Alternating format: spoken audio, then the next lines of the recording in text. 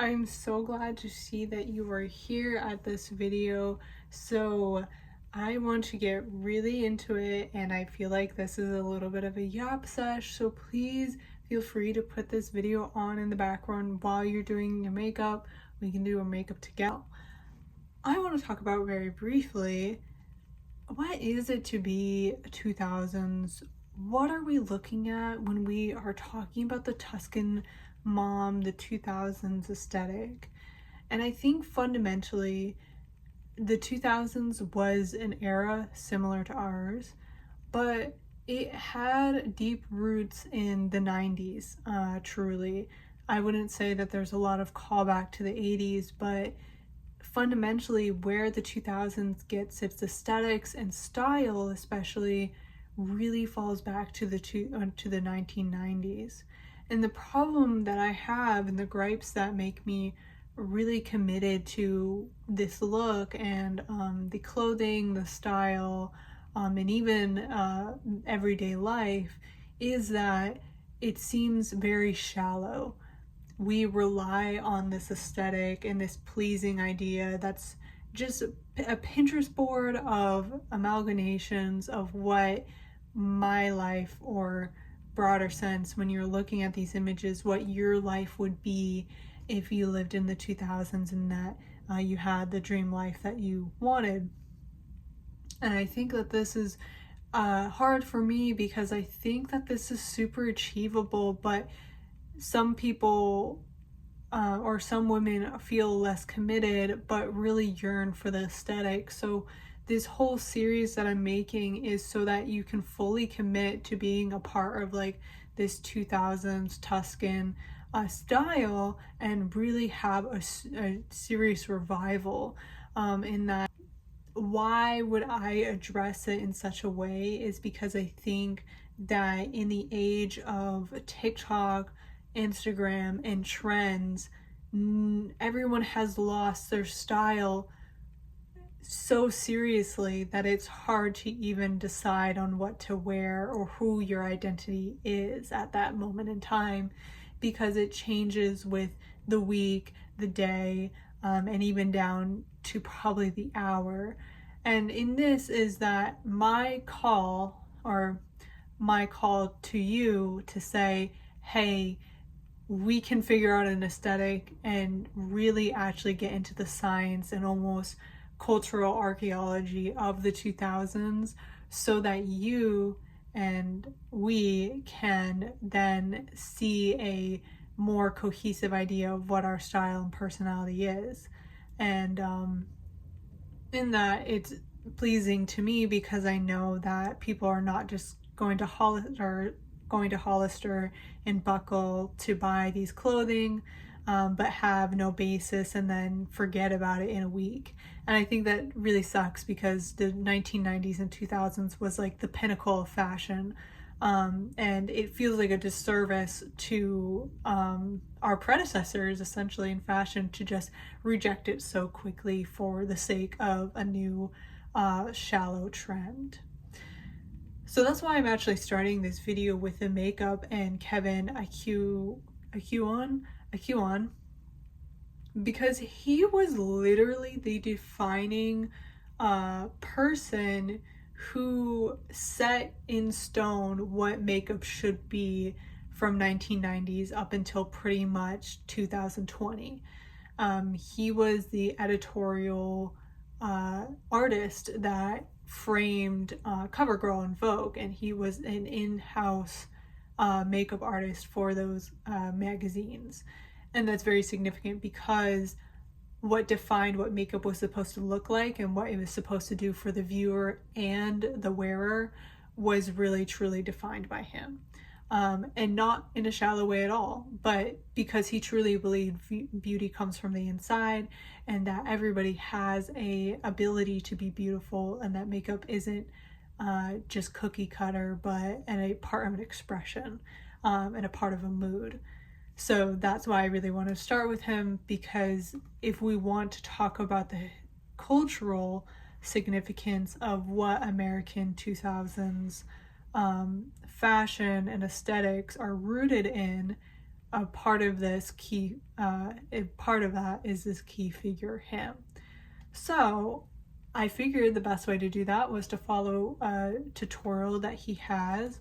Of course, he has many books that you can follow, and if you're really interested, highly recommend checking out his YouTube channel at the minimum, but also consider purchasing one of his books, and maybe even some of his products, because I think that to get to where this aesthetic really aligned with was the makeup.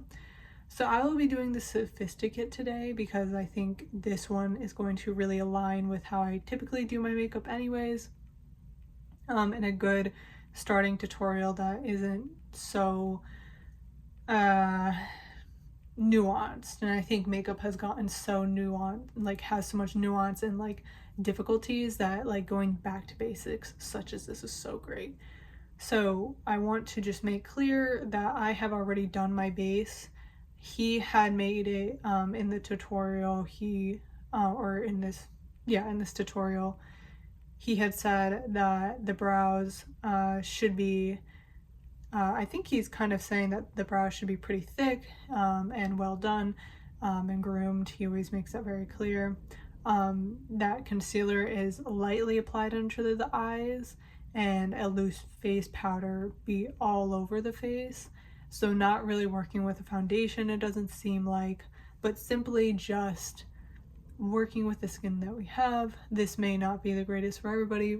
Lots more people and women would prefer more full coverage face tutorials. This is not necessarily that one because he makes it very clear, just concealer and just a loose face powder. Why I theorize this is he's always going to ask for a loose face cover in a lot of his tutorials because of, if you consider the environment he's working in, he's doing editorial photos. So that means that you don't really want glossy, you really want a nice natural base that's not going to be picked up on camera. As you've looked at celebrity red carpet looks, they look really great from afar, but those cameras, and you get into those details, you can really see a lot of the mess of the makeup and the cakiness and just overall far too much makeup on the face. So his concern and the approach that he's going with is that these faces should look very polished on camera and make it so that the editors do not have to heavily go in and correct his work, in my opinion and what I theorize. So making sure that this makeup is typically very light is going to be part of his style. Now,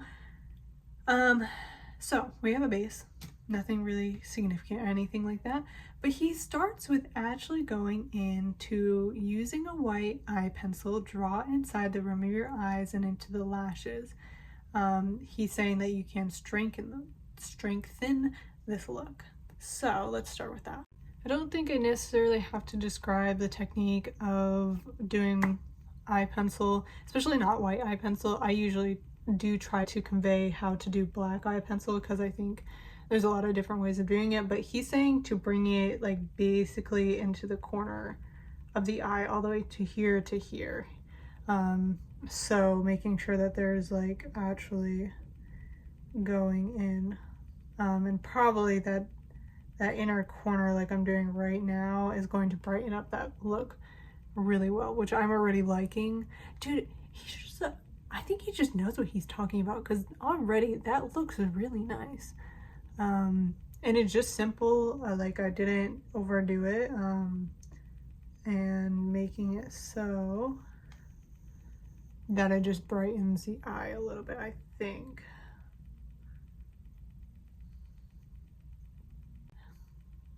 I am a sucker for white eyeliner sometimes. I think it makes you look so cute.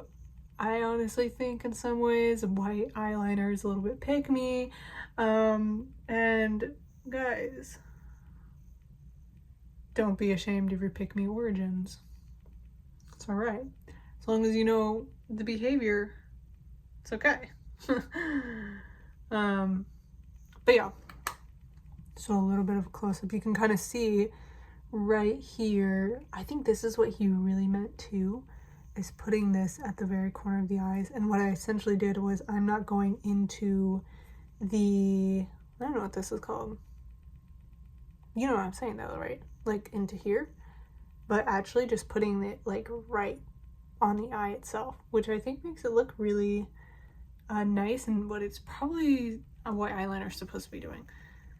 Okay, so white eyeliner on.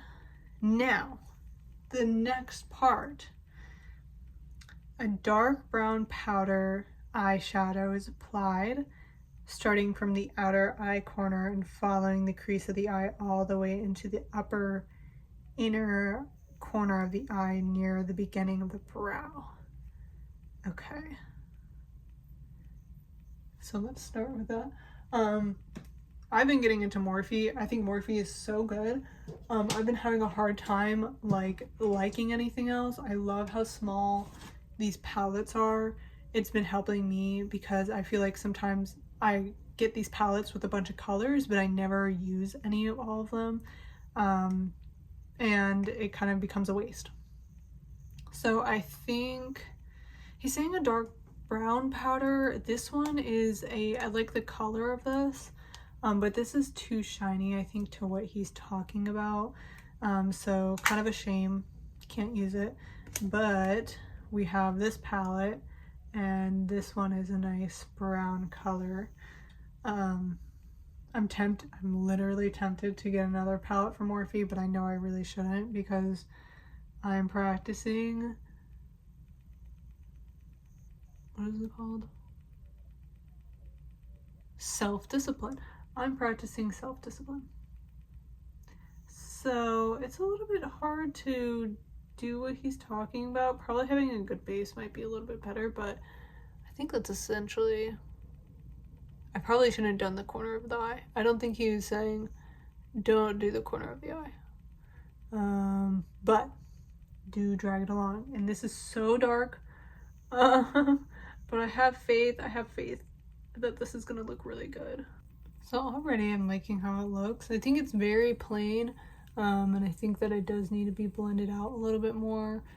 It's probably also not the best color for this kind of position, but I think it looks very editorial. Like, that's exactly what I would have expected out of this look. And that was very common. Once he released these books, I'm gonna put the date up there, which I'm suspecting it was probably around the early 2000s or late 90s when he released all of these books. I suspected a lot of the moms and probably like late college girl era women started using them to make their looks look a little bit more sophisticated and professional. Okay, so now that we've done that, he's saying to apply a black eyeshadow with the applicator into the entire length of the upper lash line, smudging it to cause a smoky effect. Now, I don't have a black eyeshadow with me. I feel like black eyeshadows are kind of redundant unless you have a really expensive one, because usually it ends up looking gray to me, and I hate that. So I have this nice Morphe black crayon. These are the Mixed Signals Fling and Forever, and I'm just gonna be, when I stress this, use a very, very small amount because this stuff is so powerful. It works really well, that's what I like about it. But okay. And if you can't tell, I'm a little bit agitated, and I'm so sorry because I don't want this video to be that. Hold on. That's all you really need. I'm gonna also grab one of my brushes so I can smudge that out real quick. Okay. So I'm so sorry. I feel like I'm being a little bit negative because I can't wait to get a camera. I'm gonna buy like a nice one from Walmart for about $40, but it's so hard to record legitimate videos on this phone because of how Apple designs the storage. So it's like my videos are like paused, and it's like then I have to go and try to delete some stuff in storage. And I'm sorry guys, I'm gonna use my camera to actually do this. And it makes it really difficult because obviously like I want to do content and stuff like that, but it's like really there's like barriers that I'm facing to do this. So it's okay, you know, like it works out, things are possible, and everything's okay. But I'm gonna also go in with that brown again to just smoke it out, but up close, like you can really see, you can't really see, I'm just kidding. Yeah, I just really like Mixed Signals by Morphe. It just is so freaking nice. So freaking nice. But kind of creates that smoky look. I think that looks like he's trying to say from the inner corner of bringing it outwards, but how my eyes are shaped, I don't really have, I don't think that's gonna really work well on me. I think it's gonna make my eyes look a lot more round than I want them to do, so I won't be doing that, but creating a little bit of smokiness around this.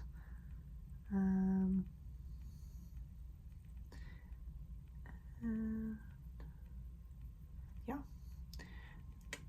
So really this looks like truly my everyday, truly this is an everyday look.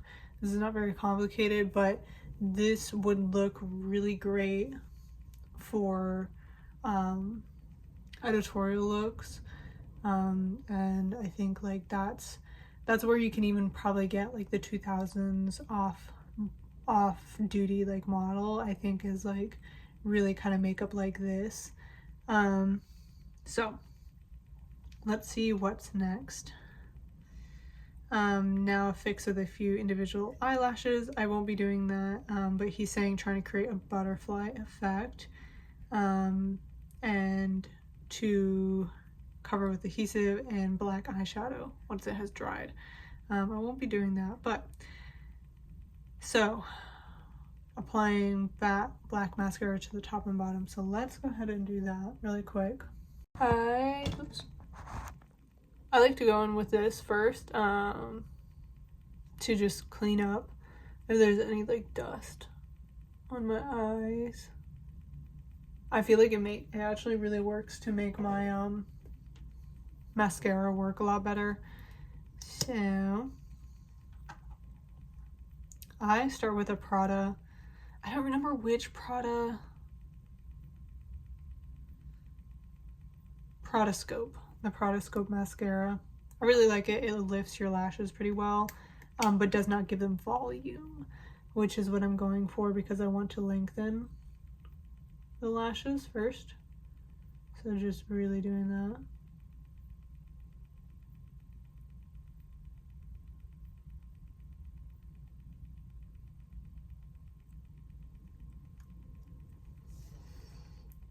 I want to get my lashes done. I want to just do like lash lifts. I did do them at home for some time, but I think I'm just gonna get one of my friends, and like do our lashes together at home, because it's hard to do it by yourself. It's not impossible, but definitely not easy. So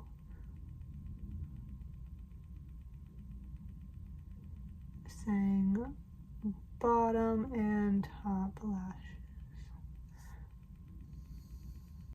Okay, so now that I've lengthened my lashes with that, I have a sample or mini size of the Too Faced mascara, which just really makes my eyelashes like pop.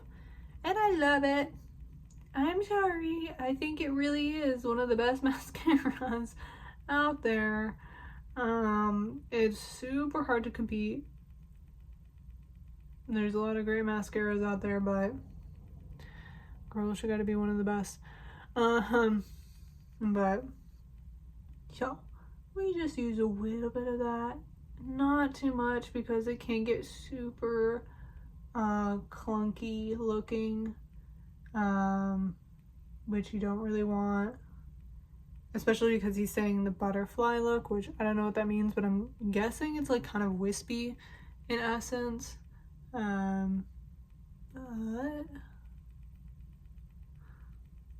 yeah, see, I love how, guys, girls, isn't that just, that's just so sweet looking. Like, I love how simple that is. And I feel like that can fit a lot of people's faces. It looks really lived in. So let's finish out this face so I don't take up too much of your time. I'm also going to be putting out a video, oh, just a little plug in. I'm going to be putting out one more video today, and it's essentially like who I really think the Tuscan mom is, and doing a little bit of culture archaeology to really bring that like idea of who she is, so that you can also find your style and personality through that, which again, that's the whole point of this video. I feel like as Gen Z and approaching Gen Alpha now, because my cousins are Gen Alpha and they're turning 14, 15 this year. It's kind of crazy to think that they're turning 15 this year. I feel like, at least, and maybe you can relate, I felt like I lost so much of like my personality because I'm just trying to fit with the algorithm. And then I really realized that the algorithm is so diverse, and there's so many different aesthetics and timelines that people end up on, that we can't even like mesh in an idea of like what our aesthetics are anymore. So that's the very point of this video, and that's my solution. That's my solution to the problem, is let's focus in on the basics. You can do this with any aesthetic, but I'm doing it with the 2000s and Tuscan aesthetic, and let's deeply understand the origins of it and who really set up the aesthetic to begin with. So finally, dark burgundy lip pencil, basically, right? Draw the lip shape using a lip brush, fill in the entire mouth with the dark brown matte lip color. I do not have anything like that, so I think I'm going to be probably just doing like a lip gloss. But if you have dark, I'm like thinking of like the Black Honey, like Clinique, like that in my mind would kind of really bring this look together. So it's not really matte, although he's saying it should be a red brown matte lip color. So if you have something like that, like through Kylie Cosmetics or something like that. So I also want to finish with this. I will not be doing my eyebrows. I feel like doing your eyebrows has changed a lot, but also just because of, I really shouldn't touch my eyebrows. I can't make these look any bigger, okay? Like, we are at capacity. My eyebrows are already very serious, which I think is interesting to do because of Drew Barrymore. I think she is known for her eyebrows too, so I think I picked this look without really thinking about that. But so, depending on, again, this is, I'm also not trying to frame this as a makeup tutorial because I feel like a lot of us do makeup anyways, and we kind of already know what looks good on our face, and there's literally millions of makeup tutorials out there, right? So I don't want to explain it because I feel like then it's not helpful to you. but more like talking about the case of what makes this makeup really practical. And just overall what I feel like beauty was in the 2000s.